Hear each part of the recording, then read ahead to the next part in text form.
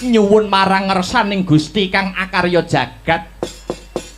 Panjenengan ingsun nyuwun pituduh mungguh kudu nganggo dalan apa? Kareben Pancawati iki bisa pulih tata titi tentrem kerta lan raharja.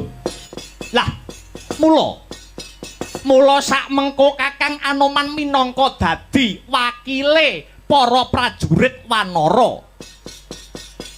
Aku njaluk marang Kakang Anoman, aku nyuwun marang Kakang Senggana. Muga kaaturna marang Sinuwun Prabu Rama Wijaya. Muga kaaturna marang Sinuwun Rama Wijaya mbok menawa ta akeh para wanara ingkang padha dadi waranda. Awit saka wengising peperangan Sari Kudup Palwaga nalika semono. Perang ing antaraning prajuriting Prabu Dasamuka musuh tanding prajurit Pancawati.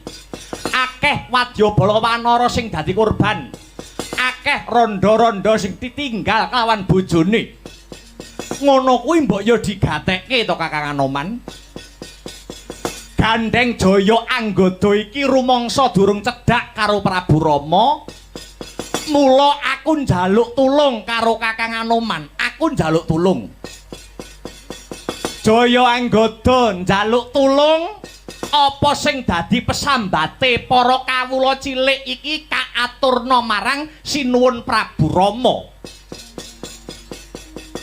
Akeh warga utawa kawula agung ana ing negara Pancawati kang uripe ana sak ngisore garis kemlaratan.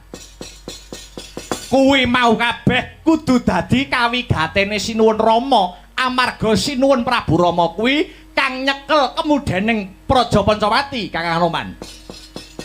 Yayi Jaya Anggada, bab apa wae sing dadi kandhane si Adi mengko bakal tak aturke marang ngersaning Sinuwun Prabu Rama. Ya mung tak jaluk ya Di. Tak jaluk para kawula padha kanthi linambaran rasa sabar.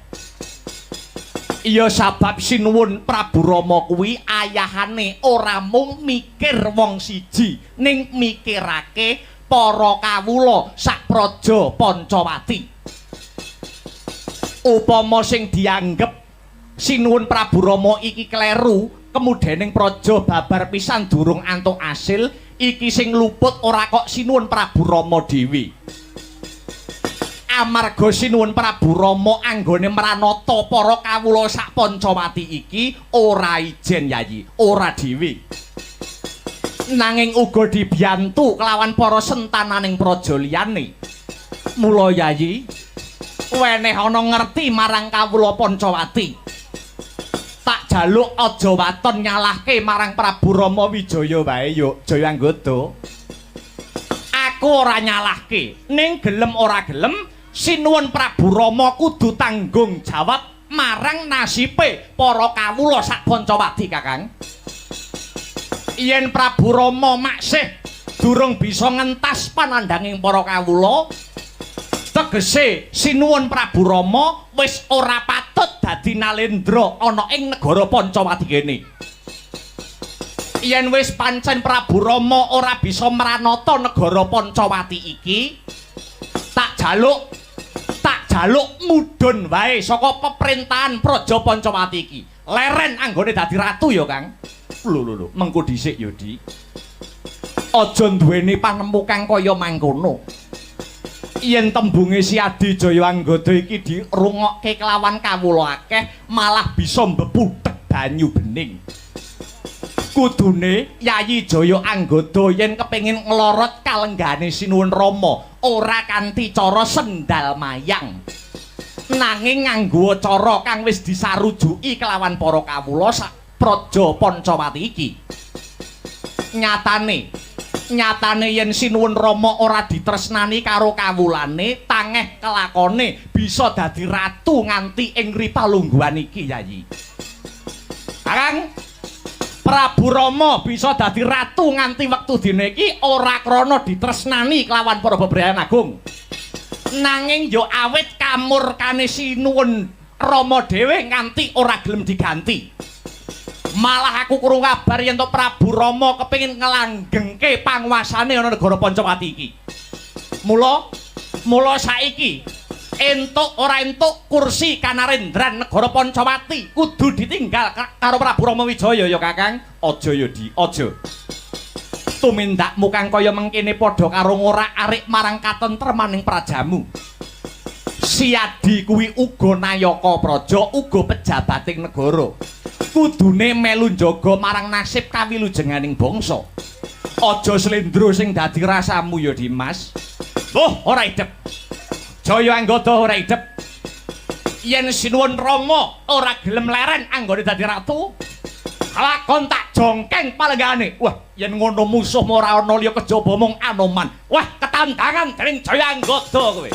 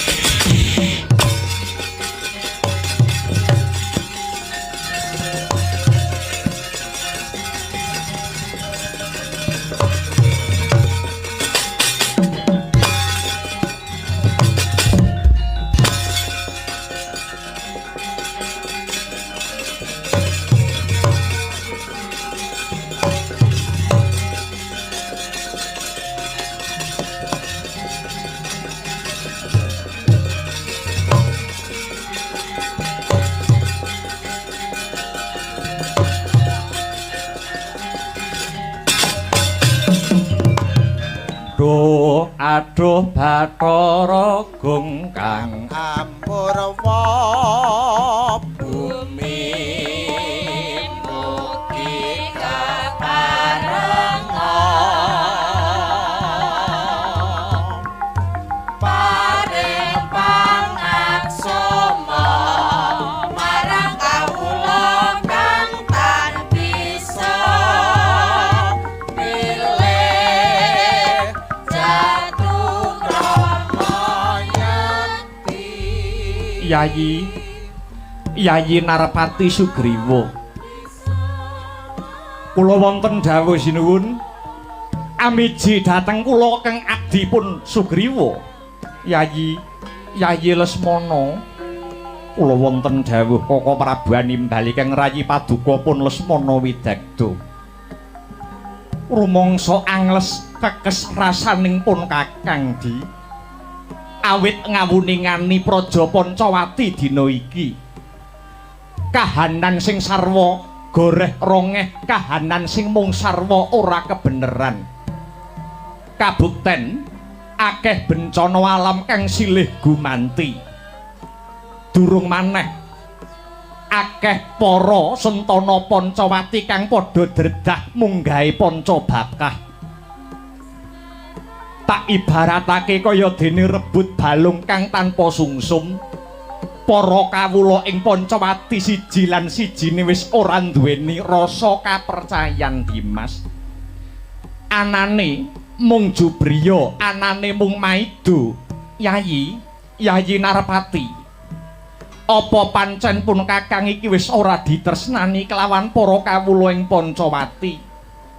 Yen pancen Rama Wijaya wis ora dadi kekarepaning para kawula ing Pancawati, mara gage Yayi Narpati, sira wae kang madeg dadi ratu, madeg dadi pimpinan, madeg dadi nalendra mapan ana Pancawati kene, Yayi.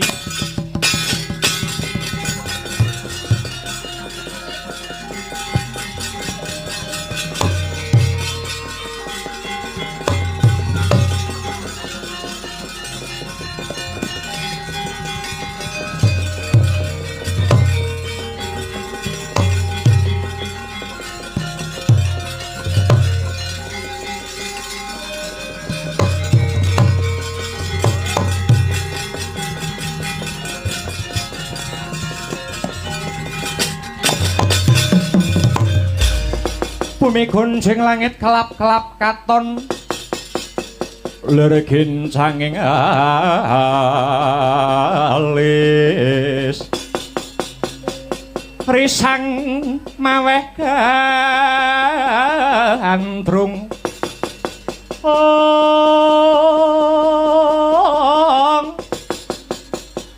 sabarang katulu wegir moyak mahayik saking tias baliwur lumaris agandrung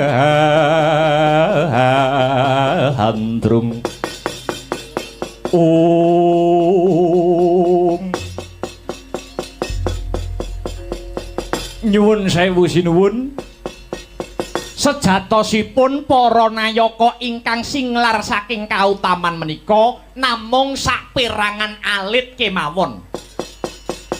Tegesipun taksih kathah kawula, taksih kathah para nayaka ingkang estu padha dhateng dawuh paduka sinuwun Prabu Rama.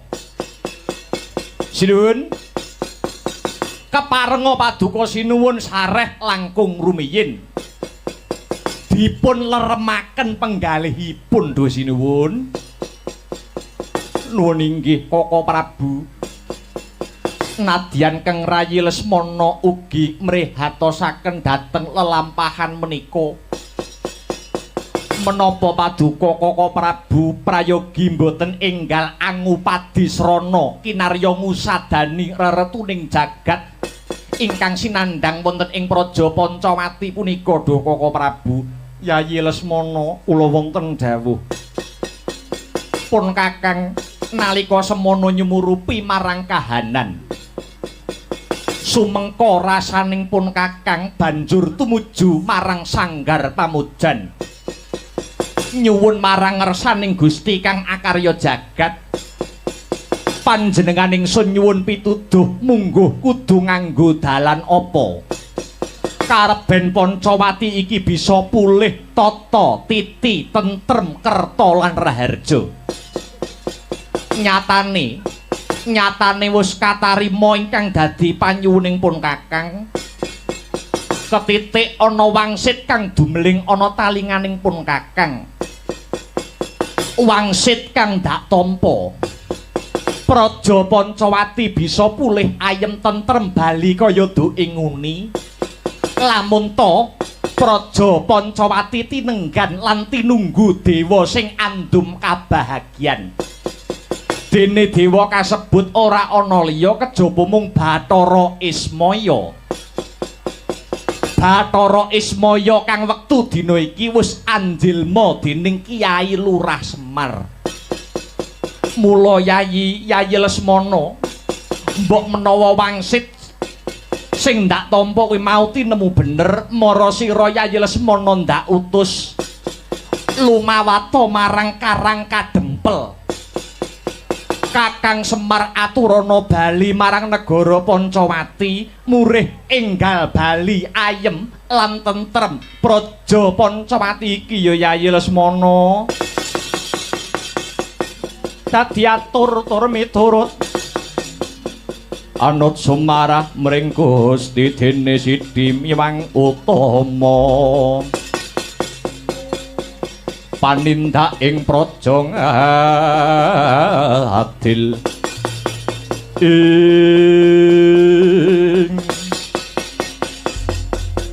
menawi tetela mekaten duh Kaka Prabu Ri paduka kula nyuwun pamit saderengipun kula bidhal wonten Karang Kadempel.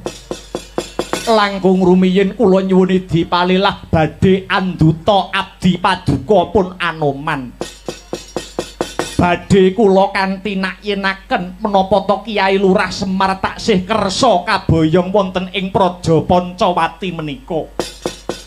Namung kula ugi badhe nganti saperangan para wanara ingkang supados mapak pamong agung nenggih Kula Nismaya Prabu. Iya tak lilani Yayi Lesmana malah kepara Anoman kang lagi gelut kelawan jaya anggota padha pisahen Yudi, padha pisahen. Kareben ora nambahi petenging swasana Pancawati Lesmana Murdaka nok nuninggih ngestakaken dawuh Kaka Prabu.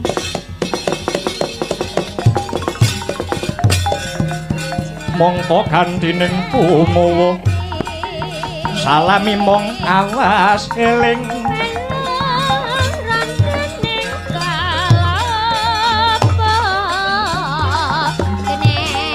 eling lukitaning alam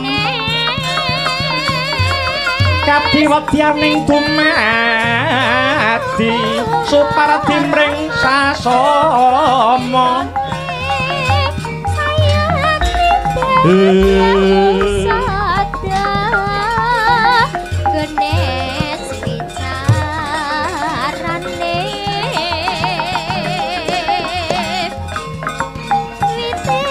witing lapak sing uga genes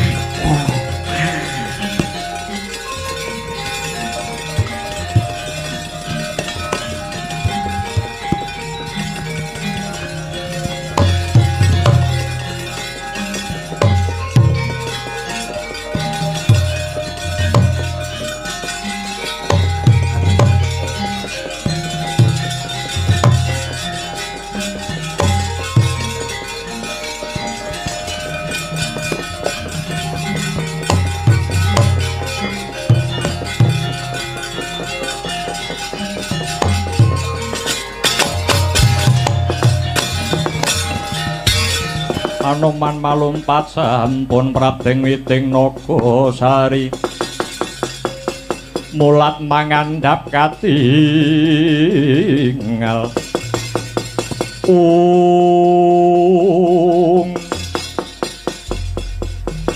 Anoman apa dening Jayawanggada padha lerenana anggonmu padha gelut ngelingana jeneng sira Anoman lan Jayawanggada iku isih tunggal bangsa, tunggal basa lan tunggal negara.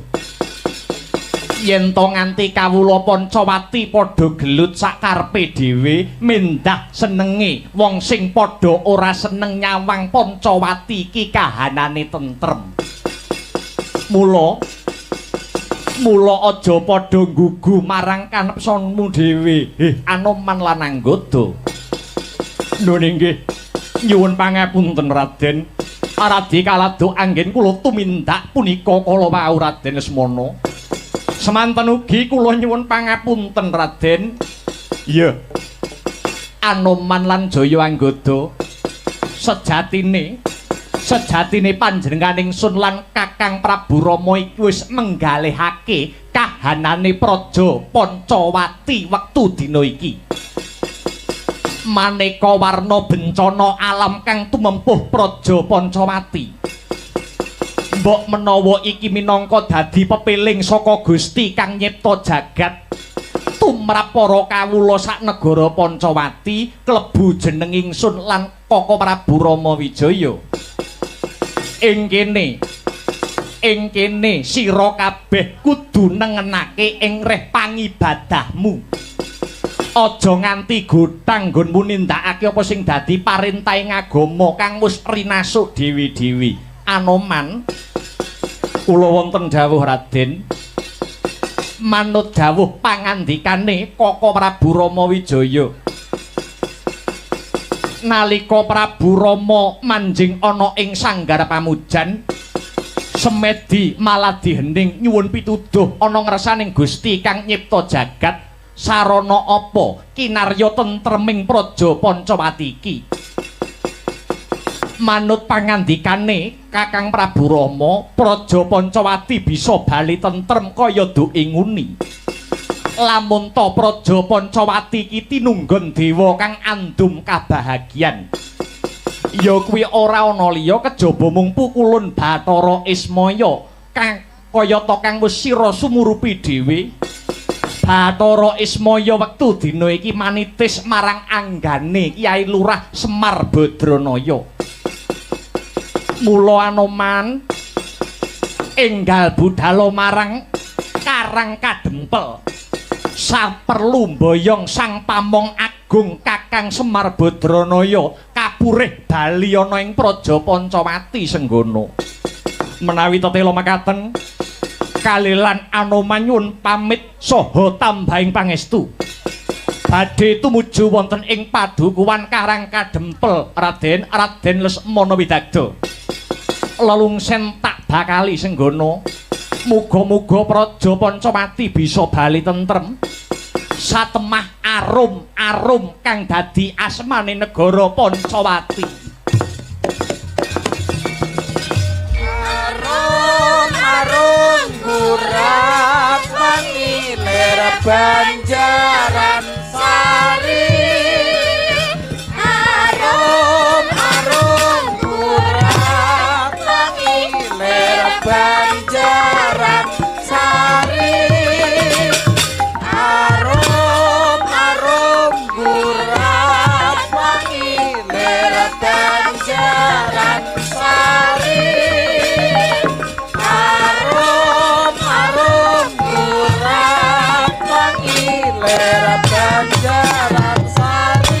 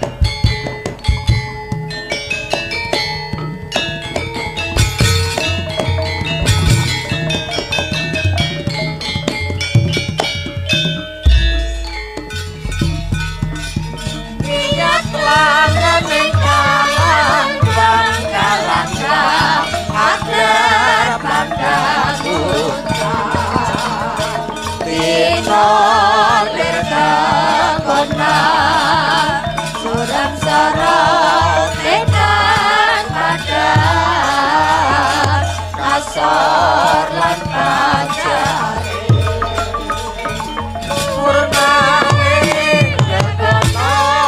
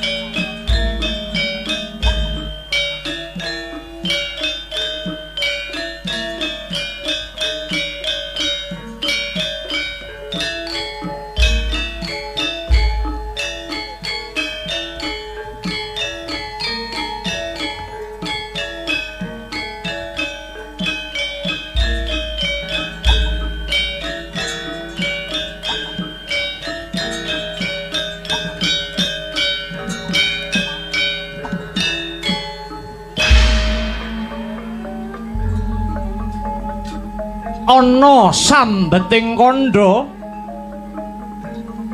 hanenggih punika gumelaring padukuhan Karang Kadempel mapan wonten ereng-erenging gunung enggok-enggokane pinager Selaseta selaning sinasap pasir jenar cinampur padas linebur saben marga ana gapura nginggiling gapura ana pepetan Garuda ing ngandhap sineratan bineka tunggalika kanan kiringing gapura katancepan gendera kang awarna gula klapa minangka dadi lambang kamardikaning praja kang ambawahi padukuhan Karang Kadempel turut pinggiring margi tinanduran wit turi kang urut runtut sarwa patut sekar turi petak memplak dumawah aning lemah katingal hanjrah lamun sinandra kaya ngulama kang lagi sujud sakiwa tengening marga kang katingal mung gumelaring pategalan tuwin pasabinan aja dumeh mung parigogo yen yekti dahat neng semake wanci panen katingal kuning gumrining panyayah kencana sinangkling kamarutan alembak lembak yayah ombak ing samudra rop semanten ugi pategalan tan wonten ingkang kuciwa katitik jagung puhung ledung-ledung kacang ijo royo-royo lombok terong robyong-robyong uwi gembili sak kendi-kendi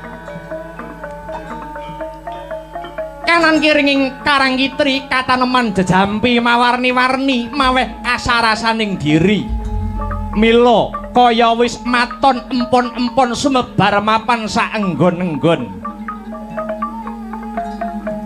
nuju Ari Radite Palguna Sang Semar Badranaya nedeng nawung Sungkawa